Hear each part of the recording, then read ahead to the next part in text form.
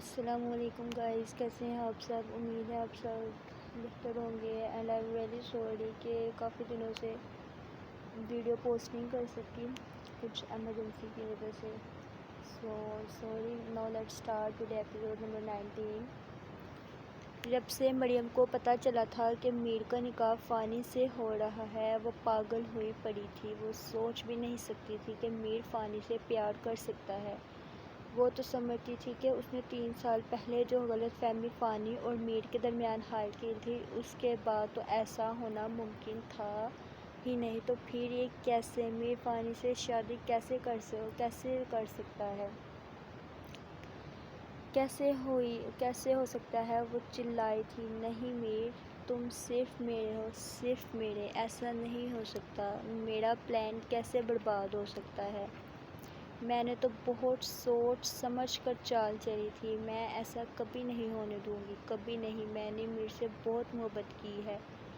وہ تو ویسے کیسے فانی کا ہو سکتا ہے؟ کوئی بات نہیں، اگر یہ پلان خراب ہو گیا تو دوسرا صحیح، لیکن میں کبھی تم دونوں کا نکاح نہیں ہونے دوں گی، کبھی نہیں. وہ اب پھر سے کوئی چال چل رہی تھی. دیکھنا یہ تھا کہ اب کی بار کیا پھر سے کامیاب ہو پائے گی. وہ خود سے باتیں کرتی ہوئی کوئی سائیکو ظاہر ہو رہی تھی، یہ جانے بنا کہ ہمیشہ وقت ایک انسان کا نہیں رہتا. انسان جو غرض دوسروں کے لیے کھوتا ہے، کبھی نہ کبھی ایک نہ ایک دن اس میں خود گر جاتا ہے.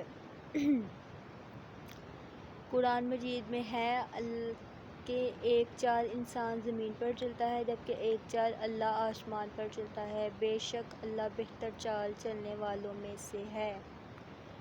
فانی اور میر بے انتہا خوش تھے. ان کو ان کی محبت ملنے والی تھی. جب سے میر اور فانی کا نکاح مقرر ہوا تھا، تب سے میر کچھ زیادہ ہی بے باک سا ہو گیا تھا، یا شاید فانی کو لگتا تھا. آج بھی وہ دونوں کال پر بات کر رہے تھے جب فانی بولی، میر جی جانے من، میں تم سے نکاح نہیں کروں گی. واٹ؟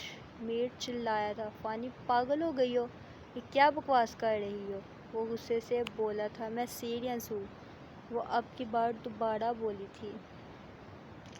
فانی وہ غصے سے بس اتنا ہی چلایا تھا. پہلے پوری بات تو سن لو، تمہیں تو بس غصہ کرنے کا موقع چاہیے ہوتا ہے. وہ ناک چڑھا کر بولی تھی. بولو کیا بات ہے؟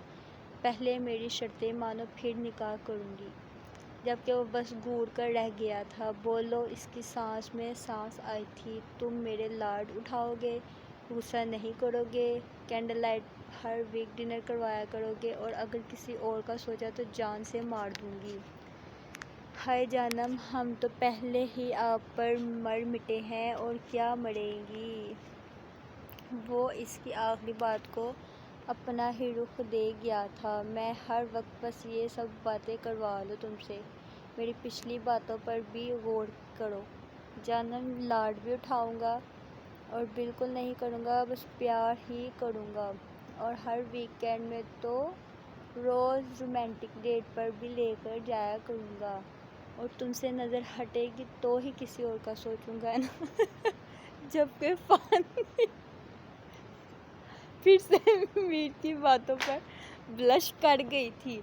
ہائے میری جانو، ہم کب ایک ہوں گے؟ مجھے بہت ہی بے چینی سے انتظار ہے. اس پل کا وہ سرد آہ بھرتے بولا. جبکہ اب کی بار فانی فون کاٹ گئی تھی، کیونکہ جانتی تھی اب میر کے بے باکیاں عروج پر ہوں گی اور وہ بالکل برداشت نہیں کر پائے گی. دوسری طرف میر سرد آہ بھرتا رہ گیا تھا. کیا بنے گا؟ میرے نکاح میں 2 ہفتے ہی باقی رہ گئے تھے. جب مریم میر سے ملنے آئی تھی، وہ سیدھا اس کے کمرے میں ہی چلی گئی تھی. میر تب فانی کے ساتھ ویڈیو کال پر تھا جب مریم کو آتے دیکھا. ارے مریم، تم یہاں کیسے؟ وہ اس سے ملتے ہوئے بولا. ہاں، سوچا تم تو مجھے بھول ہی گئے ہو تو خود مل آؤں. وہ میر کے ساتھ جان بوجھ کر میر کے ساتھ چپکتے ہوئے بولی. ارے نہیں نہیں، ایسی بات نہیں ہے، میں تمہیں بھول سکتا ہوں کیا؟ وہ بھی اسی کے انداز میں بولا. ارے فانی تم. مریم اب کی بار ویڈیو کال پر فانی کو دیکھتی بولی، جس کا چہرہ اس وقت بے حد سرخ تھا.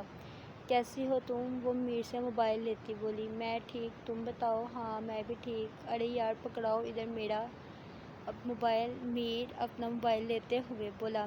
اوکے فانی، میں تم سے بعد میں بات کرتا ہوں۔ وہ فانی کی سنے بنا کال کٹ گیا تھا۔ جب فانی کو میر کے خود کو اگنور کرنا بالکل پسند نہیں آیا تھا، اب وہ میر سے ناراض ہونے کا پکا ارادہ کر چکی تھی۔ اور بتاؤ یہاں کیسے آنا ہوا؟ وہ بیڈ پر بیٹھتے ہوئے بولا۔ تم نکاح کر رہے ہو؟ مریم اس کی بات اگنور کرتی بولی۔ ہاں۔ کیوں میر؟ کیا مطلب کیوں؟ میر تم فانی کا ماضی جانتے ہوئے بھی وہ ادھوری بات چھوڑ گئی تھی۔ وہ سب ایک غلط فہمی تھی، اس کے علاوہ کچھ نہیں۔ فانی مجھ سے محبت کرتی تھی اور کرتی رہے گی، وہ رسانیت سے بولا۔ تم اتنے یقین سے کیسے کہہ سکتے ہو؟ وہ میری دوست تھی، میں اس کا پاسٹ جانتی ہوں، تم نہیں۔ وہ کسی بھی طرح میر کو قائل کر لینا چاہتی تھی۔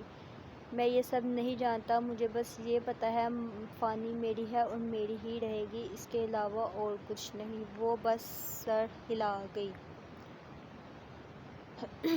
اور اٹھ کر گھر چلی گئی، کیونکہ آج اس کی دال گلنے والی نہیں تھی۔ اب اس کو اپنا اگلا پلان سوچنا تھا، کیونکہ یہاں تو اس کی ہار ہوئی تھی۔ میر کسی بھی طرح اس کی باتوں میں آنے والا نہیں تھا۔ مریم کے جانے کے بعد میر مسلسل فانی کو کال کر رہا تھا، جو کہ وہ اٹھا نہیں رہی تھی۔ وہ پریشان سا ہو گیا تھا، کیونکہ آج سے پہلے ایسا کبھی نہیں ہوا تھا، یہ پہلی مرتبہ تھا، ورنہ فانی اس کی کال پہلی ہی بیل پر اٹھا لیتی تھی۔ سو گائز، آپ کو کیسا لگا آج کا ناول؟